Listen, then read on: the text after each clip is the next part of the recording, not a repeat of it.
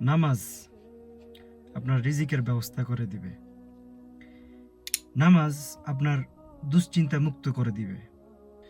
নামাজ আদায়কারী যখন সেজদা যায় তখন মস্তিষ্কের ব্লাড দ্রুত প্রবাহিত করে, ফলে আমাদের স্মৃতিশক্তি অনেক বৃদ্ধি পায়। নামাজ আমাদের দেহের কাঠামো বজায় রাখে, ফলে শারীরিক বিকলাঙ্গতা লোপ পায়।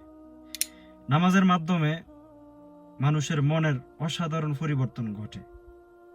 নামাজ আমাদের ত্বক পরিষ্কার রাখে, মুখমণ্ডল পরিষ্কার রাখে। যেমন উযু করার সময় আমাদের দেহের গুরুত্বপূর্ণ অঙ্গগুলো দ্রুত করা হয়, পরিষ্কার করা হয়, ফলে বিভিন্ন জীবাণু থেকে আমরা সুরক্ষিত থাকি।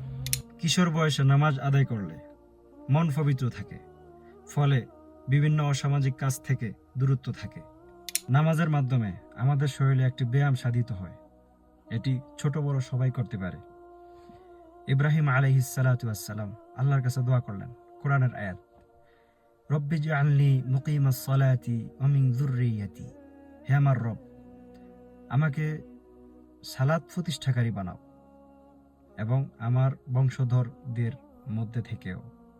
নবী করিম সাল্লাল্লাহু আলাইহি ওয়াসাল্লাম বলেছেন, আস-সালাতু মিফতাহুল জান্নাহ, নামাজ বেহেশতের চাবি। সুবহানাল্লাহ।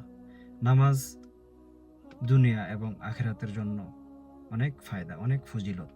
সুতরাং আমরা 5 ওয়াক্ত নামাজ সঠিক সময় আদায় করব ইনশাআল্লাহ। আল্লাহ যেন আমাদের সবাইকে তৌফিক দান করেন, আমিন।